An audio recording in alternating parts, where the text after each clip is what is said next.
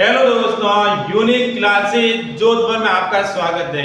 आइए रोजाना current affairs की तरह आज भी हम बहुत ही महत्वपूर्ण सीरीज लेकर आए हैं ताकि आने वाले एग्जाम के लिए बहुत ही महत्वपूर्ण हो, क्योंकि राज्य सरकार और केंद्र सरकार के अंदर बहुत सारी वैकेंसीज हैं जो आई हुई है, आने वाली है, उनके लिए महत्वपूर्ण साबित हो। इसी बात को ध्यान में रखते हुए हम रोजाना करंट अफेयर्स की शुरुआत करते हैं, लेकर आते हैं और वो बहुत ही महत्वपूर्ण होती है ताकि आप एग्जाम को इजीली क्रैक कर सको। मैं आज मोटिवेशन लाइन के साथ उनको स्टार्ट करना चाहूंगा। दुनिया तुम्हें उस वक्त तक नहीं हरा सकती, लेकिन दुनिया भले ही कितनी कहे कि तुम ऐसे हो, तुम हार गए, तुम तैयारी नहीं कर सकते, तुम तो बस टाइम वेस्ट कर रहे हो, लेकिन जब तक तुम खुद अपने आप ना हार जाओ, लेकिन जज्बा रखो जीत का, आगे बढ़ने का जुनून रखो, तो हमेशा ही आगे बढ़ने का रास्ता मिलता है। चाहे मुश्किलें मंजिल में कितनी भी आए, लेकिन आगे बढ़ने का हमारा जुनून होना चाहिए। इसी के साथ अपने फर्स्ट क्वेश्चन की शुरुआत करते हैं कि किस देश को 2024-25 के लिए एशियाई आपदा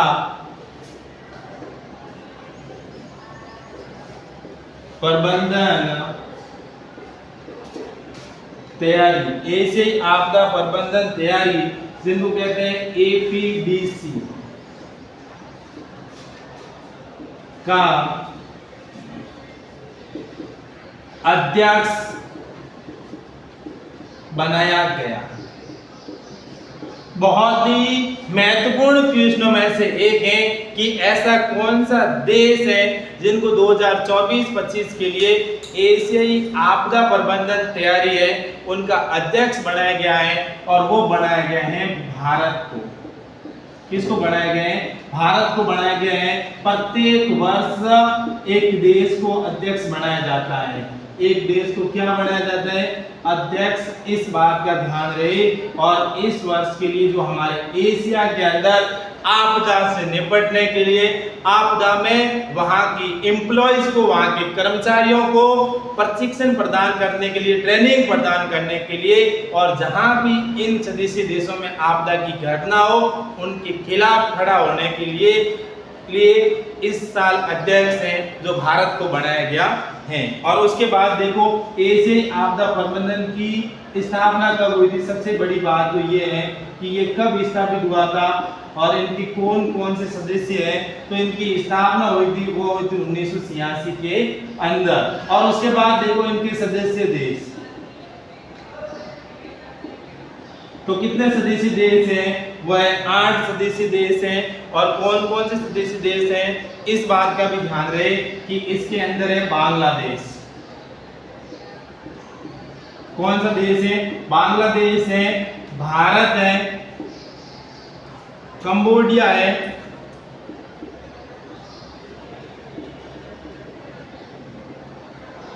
बांग्लादेश, भारत, कंबोडिया, चीन, नेपाल,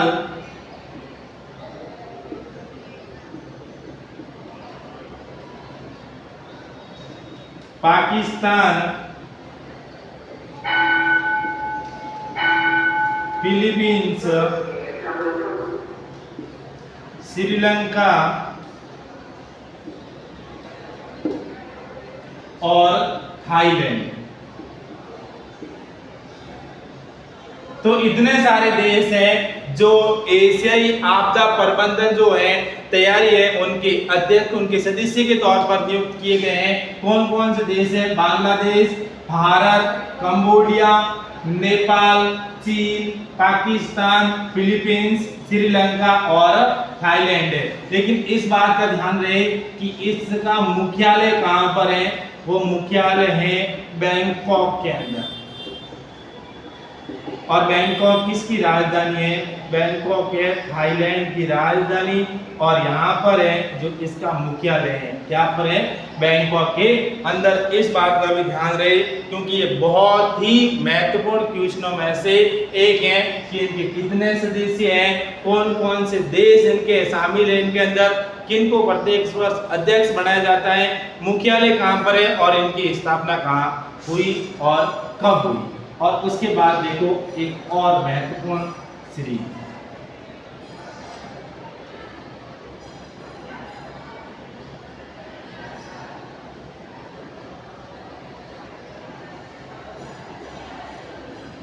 देखो राष्ट्रीय आपदा अनुक्रिया बल, राष्ट्रीय आपदा अनुक्रिया बल जिनको कहते हैं एनडीआरएफ, राष्ट्रीय आपदा अनुक्रिया बल जिनको कहते हैं एनडीआरएफ, और इसकी स्थापना हुई थी 19 जून 2006 को। इस बात का भी ध्यान रहे कि ये भी बहुत ही महत्वपूर्ण है कि हमारी जो देश के अंदर हर समय जो आपदा आने की संभावना होती है, किसी किसी जगह पर तो आपदा आ जाती है, उनके खिलाफ लोगों को सहायता प्रदान करने के लिए हमारे देश की एक बहुत बड़ी जो निकाय है जिसका नाम है एनडीआरएफ, जिसको कहते हैं राष्ट्रीय आपदा अनुक्रिया बल, जिसकी स्थापना हुई थी 2006 के अंदर। कब हुई थी? 2006 के अंदर हुई थी। उसके बाद अगला बहुत ही महत्वपूर्ण क्वेश्चन है। क्या है क्वेश्चन महत्वपूर्ण? देखो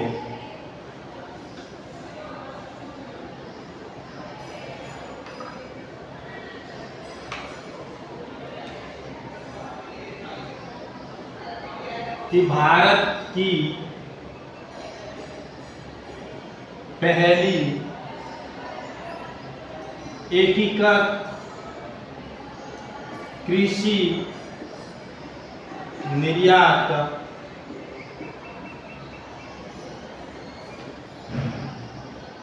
सुविधा, कि भारत की पहली एकीकृत कृषि निर्यात सुविधा को हाल ही में किस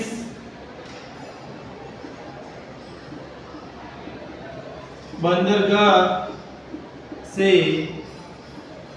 शुरू किया गया है?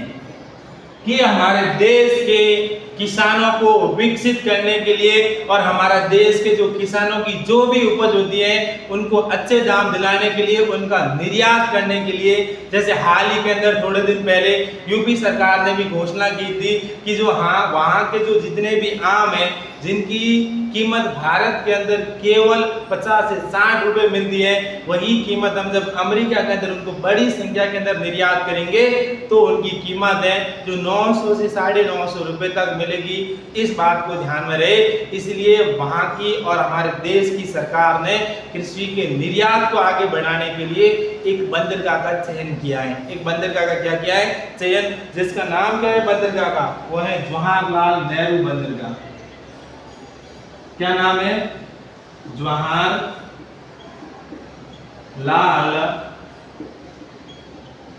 नेहरू बंदरगाह, जवाहरलाल नेहरू बंदरगाह है। और इसका दूसरा नाम क्या है ये भी आपको ध्यान में होना चाहिए। जो जवाहरलाल नेहरू बंदरगाह है इनका दूसरा नाम है वो है नहावा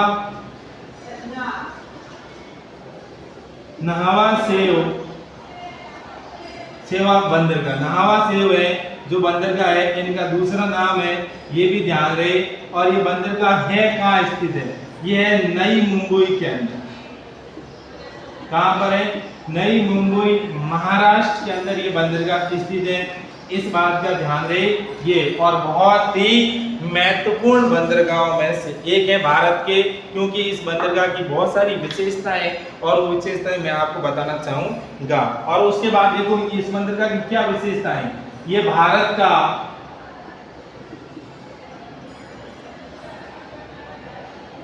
सबसे बड़ा कंटेनर बंदरगाह है।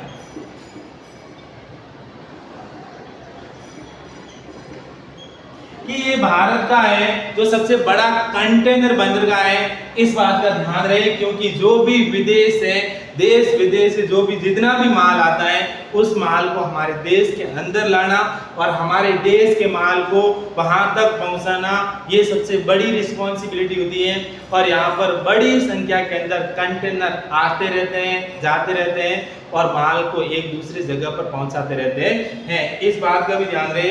इसलिए भारत का सबसे बड़ा कंटेनर बंदरगाह है। और जहाजरानी मंत्री कौन है?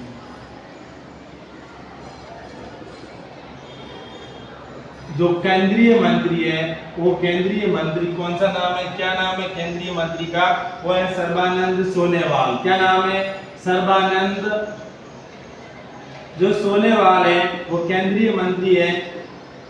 और वो है कहां से? ये असम से निवास करते हैं। किस जगह से निवास करते हैं? असम से निवास करते हैं, इस बात का भी ध्यान रहे। और ये हमारे बहुत ही महत्वपूर्ण क्वेश्चनों में से एक है। उसके बाद मैं कुछ लक्ष्य सीरीज की ओर लेकर बढ़ूंगा, जिसको आज के लिए बहुत ही महत्वपूर्ण है। वो लक्ष्य सीरीज क्या है देखते हैं, आइए। देखो, मैं कुछ भारत का एक मैप बना,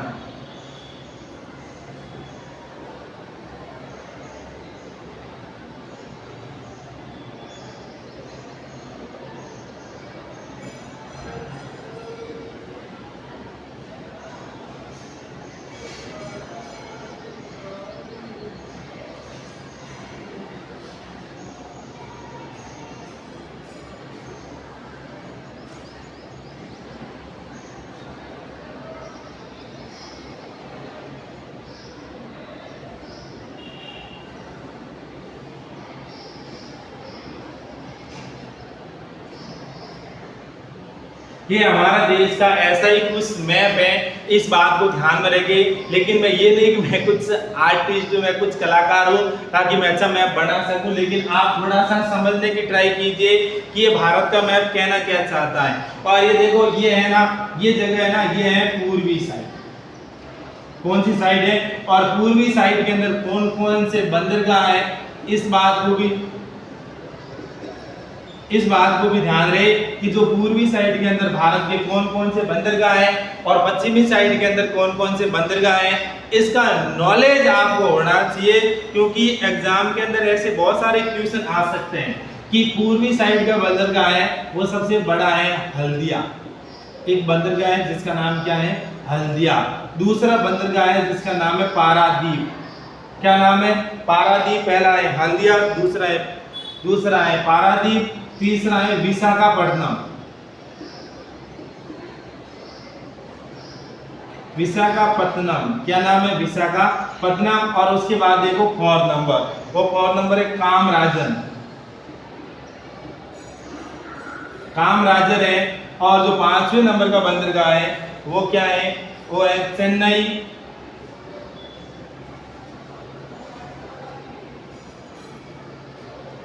उसके बाद क्या है? पांचवें नंबर का बंदरगाह वो है चेन्नई। और जो 6 नंबर का बंदरगाह है वो है तूतीकोरिन।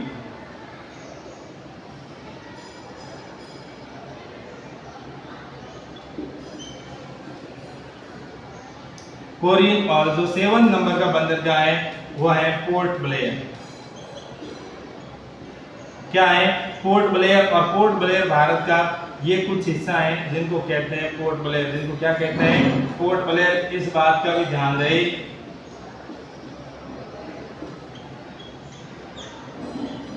तो देखो, बहुत ही महत्वपूर्ण क्वेश्चन है कि जो पूर्वी साइड के बंदरगाह भारत के कौन कौन से हैं। तो पूर्वी साइड के बंदरगाह में सबसे पहला है हल्दिया। सबसे पहले कौन सा है? हल्दिया है। उसके बाद पारादीप है, उसके बाद विशाखापट्टनम है, उसके बाद कामराजर है, उसके बाद चेन्नई है, उसके बाद तूतीकोरिन है, और उसके बाद जो ये दिख रहा है वो है पोर्ट ब्लेयर। इसके लिए बहुत ही महत्वपूर्ण क्वेश्चन है। और उसके बाद देखो, ये कौन सी जगह है? और ये है पश्चिम। ये कौन सी है? और पश्चिम के अंदर कौन कौन से बंदरगाह है? तो पश्चिम के बंदरगाह कौन कौन से, ये भी आपकी नॉलेज में होना चाहिए, क्योंकि एग्जाम में इसी तरह से क्वेश्चन पूछते हैं। और जो प्रमुख बंदरगाह है भारत के, और प्रमुख बंदरगाह कितने हैं? भारत की 13 बंदरगाह हैं। ये भी आपको नॉलेज में होना चाहिए कि कौन सा बंदरगाह पूर्वी साइड के अंदर है, कौन सा बंदरगाह पश्चिमी साइड के अंदर है और कितने बंदरगाह हैं, वो भी आपको ध्यान में होना चाहिए। और पूर्वी बंदर जो पश्चिमी बंदरगाह में सबसे पहला है वो है कोचीन। कौन सा है? कोचीन बंदरगाह है जो सबसे पहले स्थान में है। दूसरा है न्यू मैंगलोर। न्यू मैंगलोर है जो दूसरे नंबर का बंदरगाह है। उसके बाद देखो मार्मू गोवा,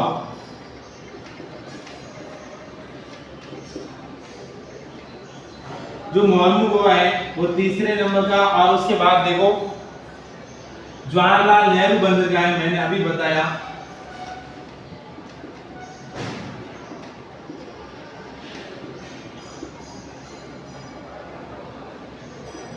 जवाहरलाल नेहरू बंदरगाह। और उसके जो 5वें नंबर का बंदरगाह है वो है कांडला बंदरगाह। कांडला कहां पर है? गुजरात के अंदर। और जो 6 नंबर का बंदरगाह है वो है मुंबई बंदरगाह। तो इस प्रकार से लगाकर जो भारत के अंदर जो पश्चिमी साइड के बंदरगाह है वो तो कितने हैं? वो है 6। और जो पूर्वी साइड के अंदर बंदरगाह है वो है 7। ऐसा करके कुल मिलाकर भारत के अंदर जो प्रमुख बंदरगाह है वो 13 बंदरगाह है। इस बात का भी ध्यान रहे। और उसके बाद देखो अगला क्वेश्चन,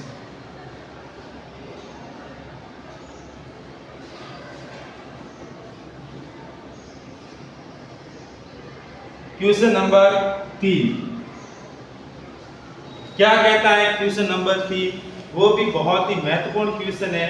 क्या है कि भारतीय लघु उद्योग विकास बैंक, कि भारतीय लघु उद्योग विकास बैंक, कि भारतीय लघु उद्योग विकास बैंक जिनको कहते हैं CWB, भारतीय लघु उद्योग विकास बैंक का अध्यक्ष किसे बनाया गया?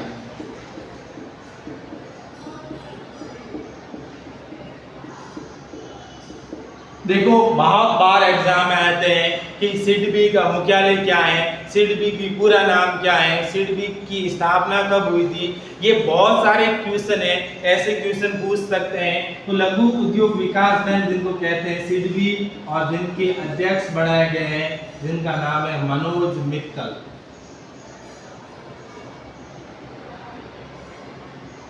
क्या नाम है? मनोज मित्तल। और इसकी स्थापना कब हुई थी? देखो एक अधिनियम है और अधिनियम था 1988 का। किस अधिनियम के तहत हुई? 1988 का अधिनियम था। लेकिन ये अधिनियम लागू कब हुआ इस बात का भी ध्यान दे। ये अधिनियम लागू हुआ 1990 के अंदर। तो आप इनकी अधिनियम का पूछे तो अधिनियम 1988 का अधिनियम है, लेकिन ये लागू कब हुआ? ये 1990 के अंदर लागू हुआ। और इनका मुख्यालय कहाँ पर है? ये बहुत सारे एग्जाम के अंदर पूछा हुआ है कि सिडबी का मुख्यालय क्या है? भारतीय लघु उद्योग विकास बैंक का मुख्यालय कहाँ पर है? तो ये मुख्यालय है लखनऊ के अंदर। और लखनऊ कहाँ पर है? ये है उत्तर प्रदेश के अंदर लखनऊ है। और लखनऊ में इनका क्या है? मुख्यालय है। उसके बाद देखो अगला बहुत ही महत्वपूर्ण क्वेश्चन, क्योंकि ऐसे क्वेश्चन है जो आप भले ही इन क्वेश्चन पर स्टार लगा लो, ऐसे क्वेश्चन आपको एग्जाम के अंदर कहीं ना कहीं है जो देखने को जरूर मिलेंगे। इस बात का ध्यान रहे। उसके बाद देखो अगला,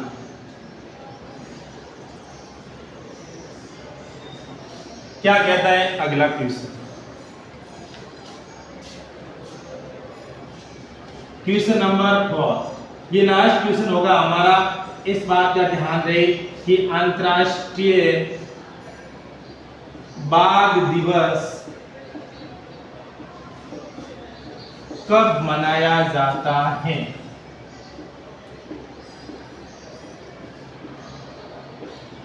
कि अंतर्राष्ट्रीय बाघ दिवस है, ये कब मनाया जाता है? ये बहुत ही महत्वपूर्ण क्वेश्चनों में से एक है कि प्रत्येक वर्ष 29 जुलाई को 29 जुलाई को है जो अंतर्राष्ट्रीय बाघ दिवस मनाया जाता है।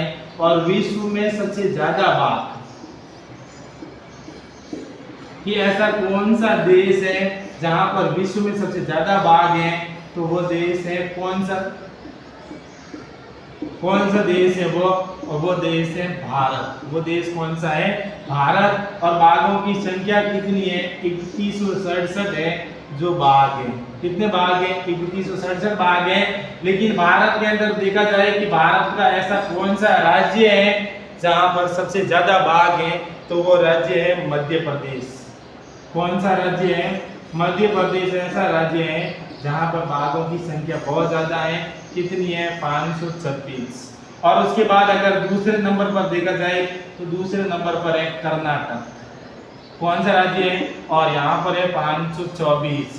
और तीसरे नंबर पर देखा जाए तो ये है उत्तराखंड, और उत्तराखंड के अंदर बाघों की संख्या है वो है 442।